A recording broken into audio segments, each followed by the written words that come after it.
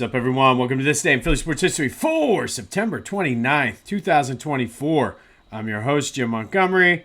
Welcome to a Sunday edition, an Eagles game day edition. They are down in Tampa. We'll get into our three keys to the game and picks and predictions here in a minute. But first, some quick housekeeping. Go to check me out on social media, Jimbo_Mont at Twitter and TikTok, at Philly Jimbo on Instagram. Subscribe to the YouTube channel, Jimbo_Mont. Spread the word. If you're enjoying it, that means somebody else will. So spread the word. That's how we grow, by word of mouth. Thank you. We are going into year 3 here and second 750 episodes. We are killing it, so let's continue. And once fall ball is over, I should have some more time doing some things for the Philadelphia Sports Hall of Fame. So lots of exciting things coming up, so stay tuned for that. But spread the word, subscribe to the YouTube channel, leave a review. All of those things help out the algorithm and help us grow this podcast.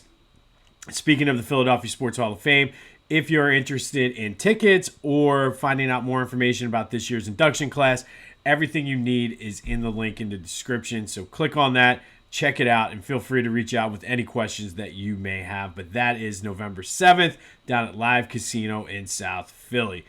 And then previewing our October, we'll get more into the Phillies in a minute. Yikes. But we will be previewing Red October.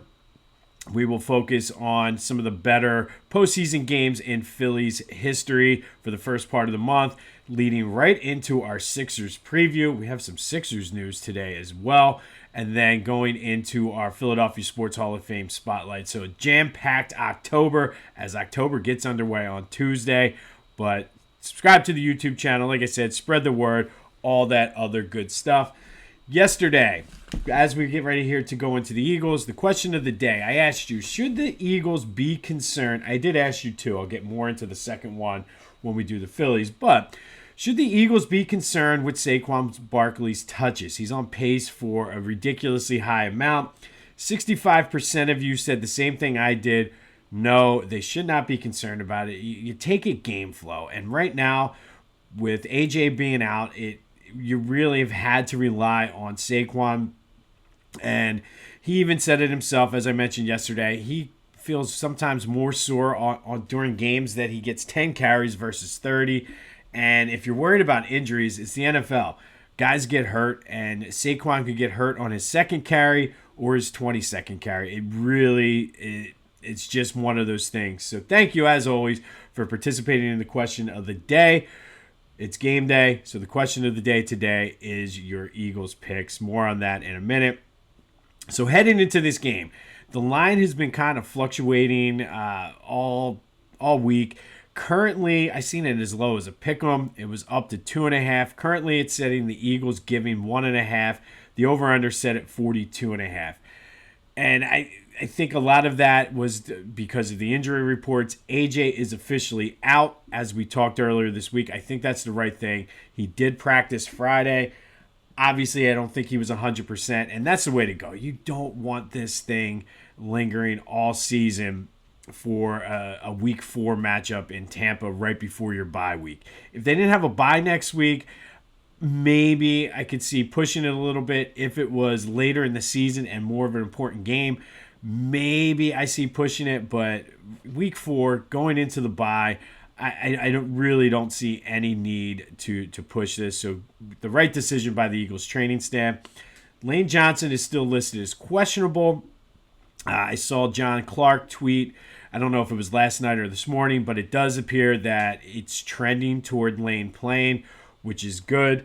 I honestly, I don't know what to make of this game. I think I have a good game plan here for the Eagles to win, but this is a bigger question mark than last week's game, to be honest. I do feel the game plan should be very similar. So let's get into the 3 keys to the game.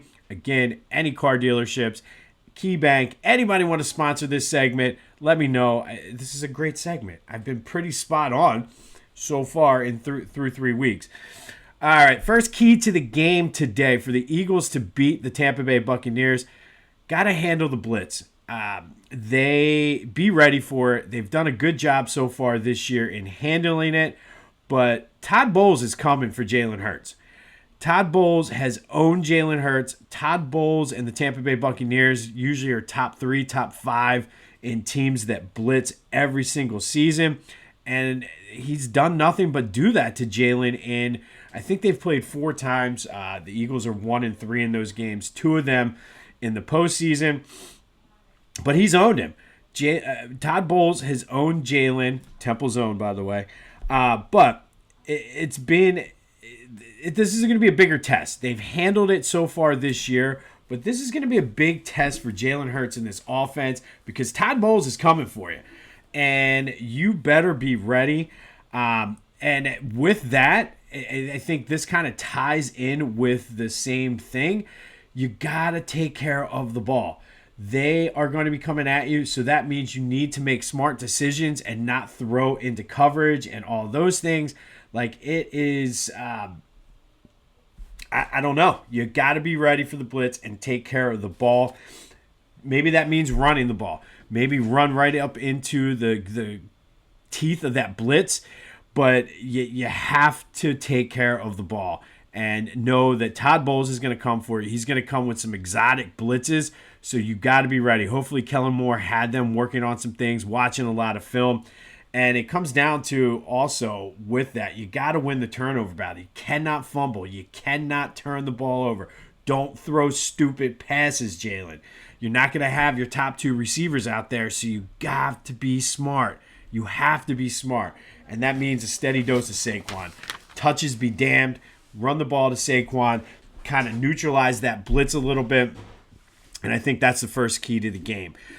Second key to the game on defense, continue the resurgent pass rush. And I don't know what got into that defense.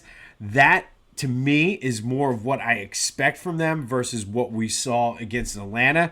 But you got to continue to get pressure on the quarterback. Make Baker Mayfield feel uncomfortable. Don't let, much like Kirk Cousins, don't let him stand back there and pick you apart. But also, and whether it's Bryce Huff, Milton Williams, whoever's on the outside, Nakobe Dean, the linebackers, whoever it is, you have to contain because Baker Mayfield will run on you and he will pick up big chunks of yardage. So much like last week where I said do your job, you have to do your job. So if your job is containment, contain. If your job is to eat up blockers, eat up blockers. If your job is to get to the quarterback, Jalen Carter, get to the quarterback. But you cannot allow Baker Mayfield running lanes or the time to just stand back there and pick you apart because he will. So that is our second key to the game. And third key to the game, Nick Sirianni. You have to be smart. No dumb decisions. This should be a close game. So you cannot leave points on the board out there. You cannot make bonehead decisions. I know we've said that word a lot this week. You can't make those bonehead decisions and leave points on the field, especially before halftime when you're getting the ball. This should be a close game, so you need to take the points when you get it. Don't be cute. Don't overthink it. And yes, I'm not saying don't be aggressive. Be aggressive. I like going for it on 4th down. I like the aggressive nature. But situational football, dude. Situational football. If you have the ball coming back to you after the half and there's 10 seconds left, kick the freaking field goal. You cannot leave points on the board in a game like this that figures to be close. So those are my 3 keys. Handle the blitz, get a consistent pass rush again, and Nick Sirianni, don't leave points on the field. Let me know what you think about the keys to the game. Is there something I miss? Am I completely missing the mark on something? 267-495-8531. That's the Back to the Future voice and text line. Get your Eagles predictions in. All of that is fair game. You want to vent about the Phillies? That's also fair game too. All right, it's time for the pick. We're 1-2 so far in our bets this year. Looking to bounce back and be 500 on the season. And I've gone back and forth on this. A lot of people are picking the Eagles. If you look at the Inquirer today, I think almost all of them picked the Eagles to win. Really a close game, under a touchdown. I'm not there. I've seen too many funky things happen when the Eagles go down to Tampa Bay to play over the years. I know teams are different throughout the years, but I've just seen too many funky things happen in games the Eagles should have won, games they should have lost, like just random things where guys are hitting 60-yard field goals to beat the Eagles, just slow starts. You're playing without your two best receivers. I think that's going to play a role into it. And Todd Bowles is going to bring the house. He's going to bring the house nonstop, and he's owned Jalen. I hope I'm wrong with this. I will be rooting for this bet to lose, but I cannot until Jalen shows me against Todd Bowles, until the defense comes out with back-to-back good games, until Nick Sirianni proves he's not a bonehead. I can't pick the Eagles in this spot, especially being as shorthanded as they are. I'm not taking Tampa with the points. I feel like, and again, I hope this bet loses. I cannot stress this enough. I'm taking Tampa on the money line. Right now, it's plus money on Tampa on the money line. 1.5 points really doesn't do much for me. I think this is like a field goal game either way. And God, I hope I'm wrong. But official pick today, we're going Tampa on the money line is our official bet. And just pray that we're wrong. I do think if the Eagles do the keys to the game, if they handle the blitz and take care of the ball, if they can get pressure on Baker Mayfield, if Nick Sirianni doesn't do bonehead decisions, I think they can win this game. They should win this game, even without Devontae and AJ. I just have not this year seen it consistently enough to trust the Eagles to go down to Tampa and win. And like I said, maybe I'm putting the reverse jinx on here, and the Eagles are going to come out and blow them out, and I will gladly drop a unit on my betting total for the year if the Eagles come out and do that. I just cannot do that. Tampa Bay money lines are our official bet. And let me know your picks. 267-495-8531 on the Back to the Future voice and text line. Text me. Leave a voicemail. It's open 24/7, so if you want to vent after the game, that's also fair game. I'm going Tampa money line and praying that I'm wrong. But I gave you the 3 keys to the game. I lined it up perfectly for the Eagles. All they got to do is take it, and they win this game. All right, so around the NFL today, who are we rooting for? I missed this last week because I was just so fired up about the game. But we're obviously rooting for Arizona over Washington.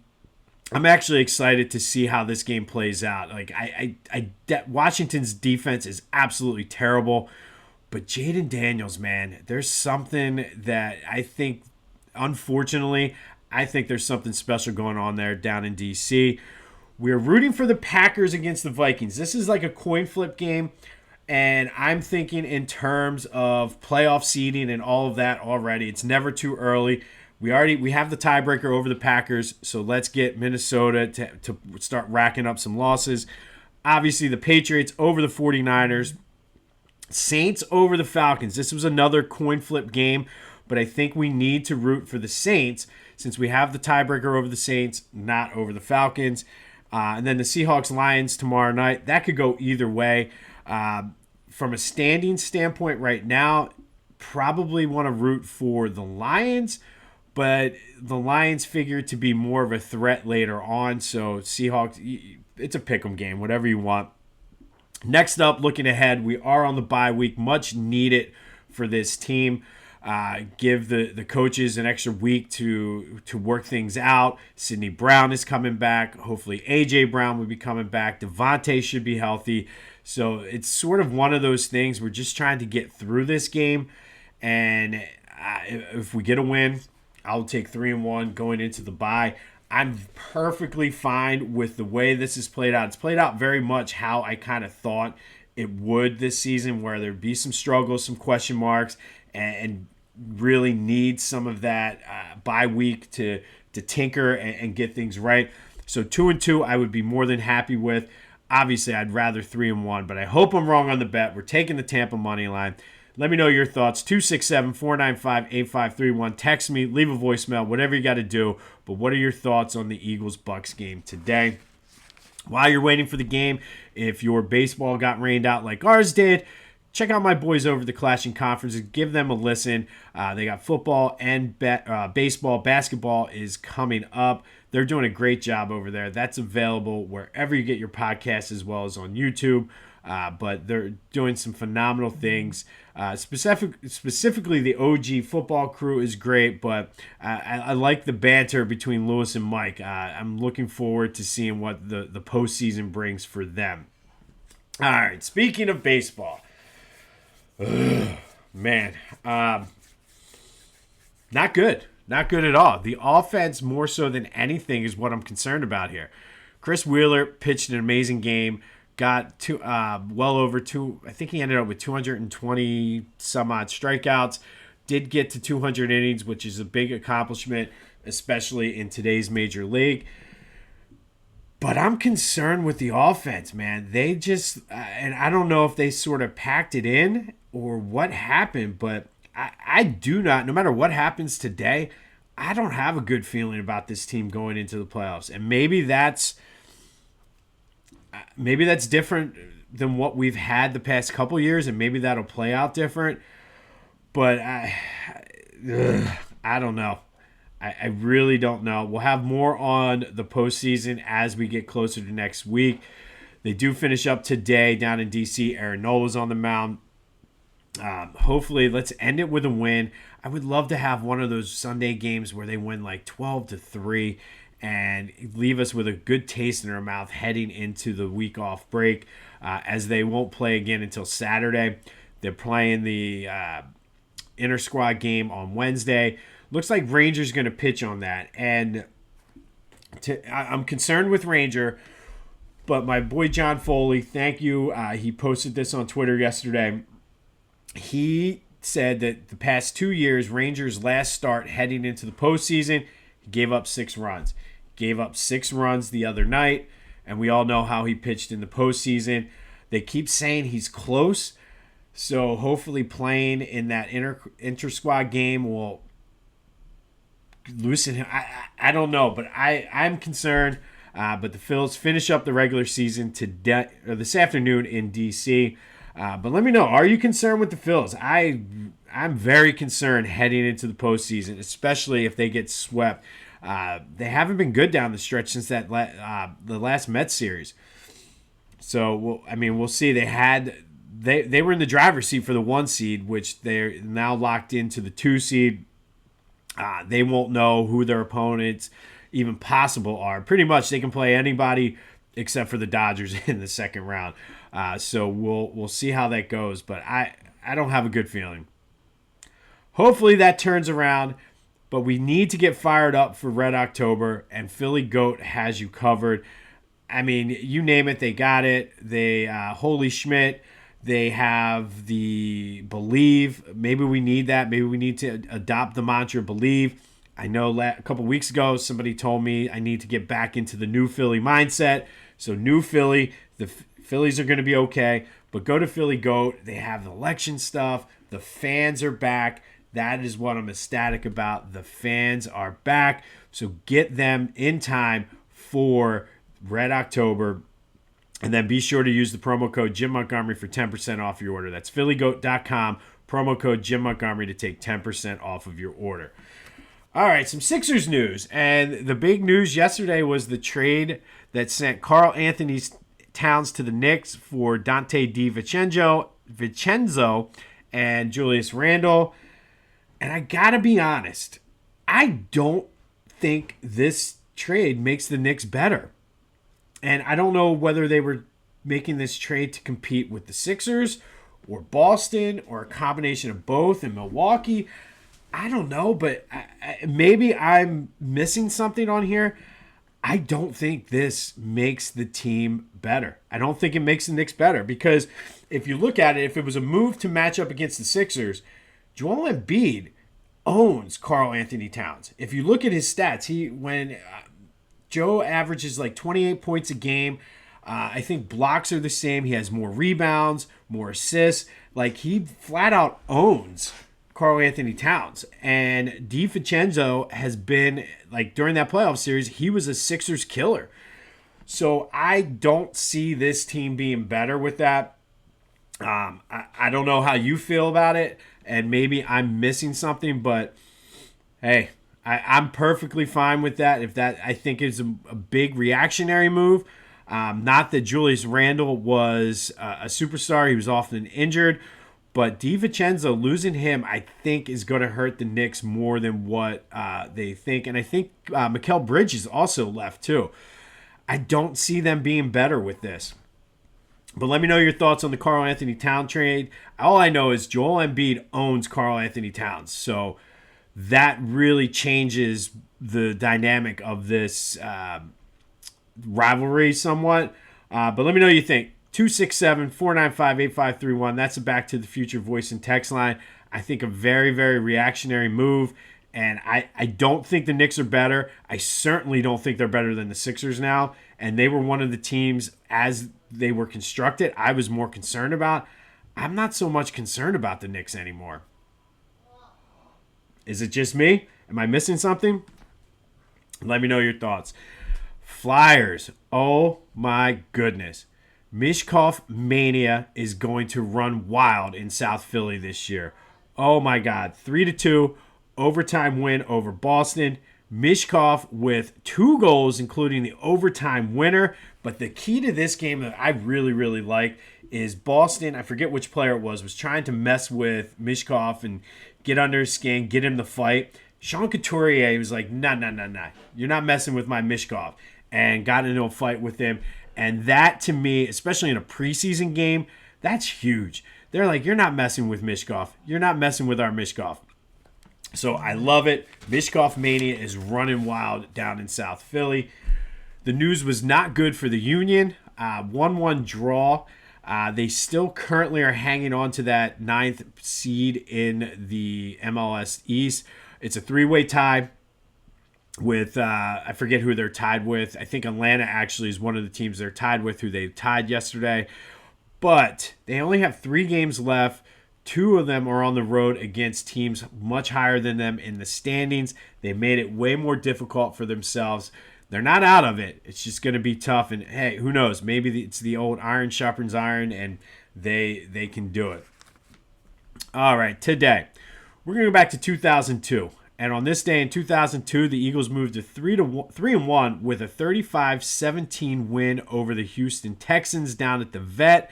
It was the first ever meeting between the two teams. Donovan, kind of a slow start, but threw for 259 yards and a touchdown. Brian Mitchell also threw a touchdown, a 57-yarder to Brian Dawkins on a fake punt in the third quarter. But the story was the defense. They sacked David Carr 7 times, forced 3 turnovers, and the MVP of the game was Brian Dawkins, who had a quadrafecta game. It's the only one ever in NFL history, a game where he had a sack, a fumble recovery, an interception, and a touchdown.